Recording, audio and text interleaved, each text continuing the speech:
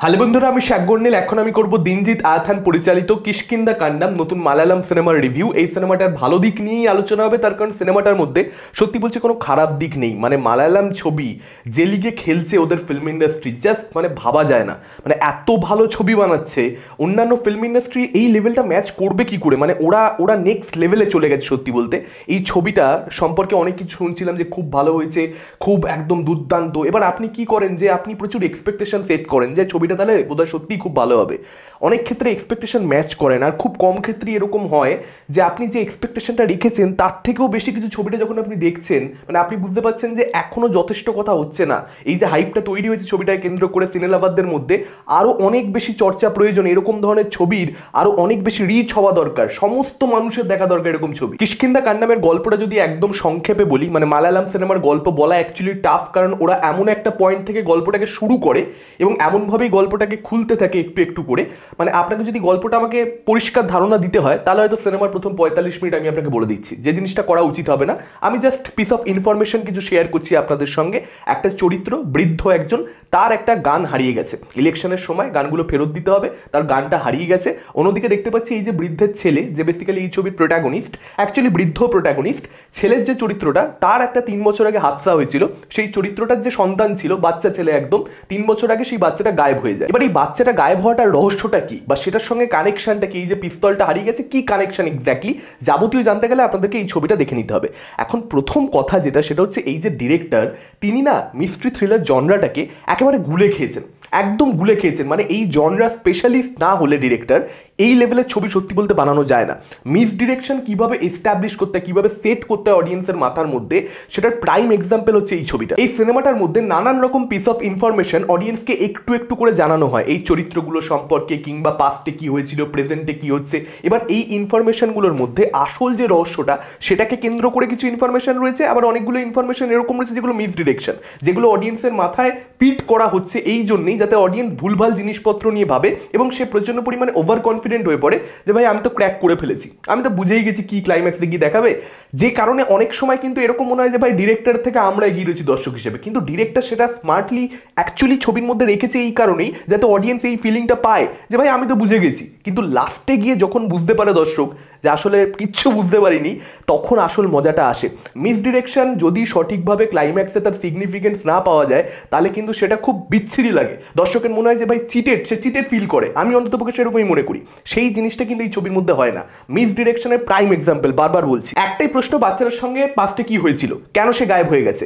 এটার পেছনেই 1 ঘন্টা 45 মিনিট ধরে অডিয়েন্সকে দৌড় করাচ্ছে এবং লাস্ট 15-20 মিনিটে পুরো জিনিসটা রিভিল করছে যে আসল ঘটনাটা কি, রহস্যটা কি। এই যে 1 ঘন্টা 45 মিনিট ধরে দৌড় করাচ্ছে, যদি ডিরেক্টর এনাফ স্কিলফুল না হয় এবং যারা অ্যাক্টিং করছে, মূলত এখানে 3জন প্রধান চরিত্র, তাদের পারফরমেন্স এত ভালো, মানে তাদের পারফরমেন্স ভালো না হলে এই 1 ঘন্টা 45 মিনিট ধরে যে আপনাকে দৌড় করাচ্ছে একটি প্রশ্নের পেছনে, পুরো জার্নিটা খুব অডিয়েন্সের জন্য বোরিং হতে পারতো। কিন্তু slow pace mystery drama, mystery thriller, এই ধরনের ছবি যারা দেখতে অভ্যস্ত, যারা এই জনরাটার সম্পর্কে খুব ভালো মতো জানে, যারা এই জনরার প্রচুর কাছে আগে দেখেছে, তারা বুঝতে পারবে যে এটা কতটা অ্যাকচুয়ালি ফাস্ট পেস্ট। মানে সাধারণ দর্শকের জন্য এটা স্লো পেস্ট লাগতে পারে, কিন্তু অ্যাকচুয়ালি কিন্তু এই জনরার মধ্যে স্টিক থেকে এটা অনেক বেশি ফাস্ট পেস্ট, অনেক বেশি ইনফরমেশন অডিয়েন্সকে দিতে দিতে ছবিটা এগোচ্ছে। আমি কিন্তু দর্শক হিসেবে প্রচণ্ড বেশি এঙ্গেজড ছিলাম, এবং তার কারণটা কিন্তু কোথাও একটা ওয়ার্ল্ড এস্টাবলিশমেন্টটা এবং ক্যারেক্টার এস্টাবলিশমেন্টটা, ওয়ার্ল্ডটাকে যেভাবে এখানে সেট আপ করেছে, একটা জঙ্গলকে যেভাবে সেট আপ করা হয়েছে, এবং এই যে কিষ্কিন্দা কান্ডাম, সেটার কারণটা কি, কারণটা হচ্ছে জঙ্গলের মধ্যে প্রচুর বানর রয়েছে, এছাড়াও বিভিন্ন রেফারেন্সেস রয়েছে, মাইথোলজিক্যাল রেফারেন্স, আমি সেদিকে ডিটেলসে ঢুকছি না। এবং মিউজিক তার সঙ্গে সঙ্গে, মিউজিক ব্রিলিয়ান্ট। মানে এই ছবিতে মিউজিক আপনারা জাস্ট ছবিটা দেখতে দেখতে একটু মিউজিকের ওপরে জোর দেবেন, মানে কনসেন্ট্রেট করবেন। মিউজিক টেরিফিক, মানে মিউজিক এই ছবিটাকে অন্য লেভেলে নিয়ে চলে গেছে। যখন কিছু বড় রিভিল হচ্ছে, তখন মিউজিকের কাজ জাস্ট এক্সট্রাঅর্ডিনারি, এবং ওয়ার্ল্ড ডেভেলপমেন্টটা ভালো হওয়ার জন্যই কিন্তু এই চরিত্রগুলোর জীবনে আমরা ইনভেস্টেড হতে পারি। ক্যারেক্টারগুলোকে যেভাবে এস্টাবলিশ করা হয়েছে, ফাদার সান ইকুয়েশনটাকে যেভাবে এখানে দেখানো হয়েছে, এবং সেটাকে যেভাবে ক্লাইম্যাক্সে ক্লোজার দেওয়া হয়েছে, এবং আপান্নার যে ক্যারেক্টারটা, সেই ক্যারেক্টারটা বেসিক্যালি কোথাও একটা দর্শকের চোখ, মানে আপান্নার জায়গাতে আমরা রয়েছি। এই ক্যারেক্টারটা এই পরিবারে নতুন এসছে এবং তার বিভিন্ন ধরনের কিউরিওসিটি রয়েছে, তার নানান কোয়েশ্চেন রয়েছে, যেরকম কোয়েশ্চেন অডিয়েন্সেরও রয়েছে। তার যে রহস্য মোচন করবার একটা ইচ্ছা, সেটার মাধ্যমে আমরা একটু একটু করে জানতে পারছি। পাস্ট সম্পর্কে অনেক কিছুই কিন্তু আপান্নাকে জানানো হচ্ছে না, সে খুঁজে বের করছে এবং তার মাধ্যমে আমরা জানতে পারছি। এই যে পুরো জার্নিটা, সেটা প্রচণ্ড প্রচণ্ড বেশি স্যাটিসফাইং ছিল। ডায়লগ রাইটিংয়ের প্রশংসা এখানে আমি আলাদা করে করব, সমস্ত সিনেমা রিভিউ করবার সময় আলাদা করে কিন্তু ডায়লগের প্রশংসা আমি করি না।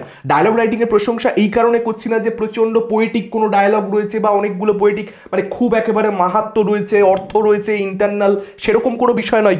কিন্তু ডায়লগ রাইটিংয়ের মাধ্যমে এই যে মিসডিরেকশনটার কথা বলছি, ডায়লগ রাইটিং প্রচণ্ড ইম্পর্টেন্ট একটা রোল প্লে করেছে এই ছবির ক্ষেত্রে। এবং তার সঙ্গে সঙ্গে ডিরেকশন, মানে ধরুন একটা পার্টিকুলার সিন, এটা মালায়ালাম ছবিতে যারা মালায়ালাম ফিল্ম ইন্ডাস্ট্রির কাজ দেখে অভ্যস্ত তারা রিলেট করতে পারবে আমার কথাটার সঙ্গে।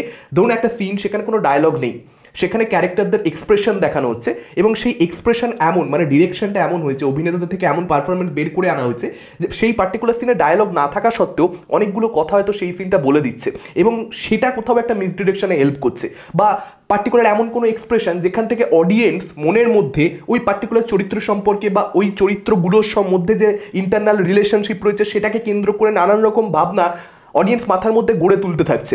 মানে এখানে কিন্তু অনেক কিছু দেখানোও হয়নি, শুধুমাত্র মিসডিরেকশন ছেড়ে দিন, যেগুলো আসল ঘটনা সেগুলোকে কেন্দ্র করে অনেক কিছু দেখানো হয়নি, অডিয়েন্সের উপরে ছেড়ে দেওয়া হয়েছে যে অডিয়েন্স এই ব্যাক স্টোরিটা নিজের মনের মধ্যে নিজের মতো করে বুনুক। Actually it's a very very subtle movie. আতেল নয়, কিন্তু সাটেল আর আতেলের মধ্যে তফাৎ আছে, সেই তফাৎটা অনেকে আবার বোঝে না। এটা অ্যাকচুয়ালি একটা সাটেল ছবি এবং মিস্ট্রির সঙ্গে ইমোশন এত দুর্দান্তভাবে মিলেমিশে একাকার হয়ে গেছে এই ছবির মধ্যে। কম ছবিতেই এটা সত্যি বলতে দেখতে পাওয়া যায়। অনেক টুইস্টের মধ্যে ইমোশনাল ইম্প্যাক্ট থাকে, কিন্তু এই পার্টিকুলার ছবির মধ্যে যে টুইস্টটা রয়েছে সেটার মধ্যে যে ইমোশনাল ইম্প্যাক্টটা, ডেফিনেটলি সেটা অডিয়েন্সকে প্রচণ্ড প্রচণ্ড ভালো লাগাবে। এবং তার সঙ্গে সঙ্গে এখানে ছেলের যে ক্যারেক্টারটা, অর্থাৎ বাবা এবং ছেলে, এই যে বললাম ছেলের যে ক্যারেক্টারটা, তার একটা পাস্ট রয়েছে বা সেটা তাকে হন্ট করে।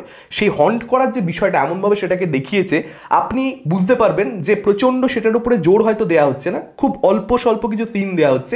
আমাদের রিয়েল লাইফে যেভাবে হঠাৎ করে একটা পাস্টের কোনো মেমোরি আমাদের হঠাৎ মনে পড়ে যায় এবং আমরা একটুখানি কয়েক সেকেন্ডের জন্য পজ হয়ে যাই, সেরকমভাবে ট্রিট করা হয়েছে, সেটা দেখতে বিভৎস লাগে। আর বাবার যে ক্যারেক্টারটা রয়েছে, যে ক্যারেক্টারটাকে আপনার শুরুর দিকে প্রচণ্ড খারুস মনে হবে, সেই ক্যারেক্টারটা আমি সিরিয়াসলি বলছি, এই বছর যত ছবি দেখেছি, যত ক্যারেক্টার্স দেখেছি সিনেমার মধ্যে, সেই ক্যারেক্টারগুলোর মধ্যে খুব উপরের দিকে এই ক্যারেক্টারটা থাকবে। প্রচণ্ড কমপ্লিকেটেড একটা ক্যারেক্টার এবং ওয়েল রিটেন একটা ক্যারেক্টার। এই ক্যারেক্টারটা ছবি শেষ হতে হতে অডিয়েন্সের মনে অবশ্যই জায়গা করে নেবে। জাস্ট নেক্সট লেভেলের একটা ক্যারেক্টার রয়েছে।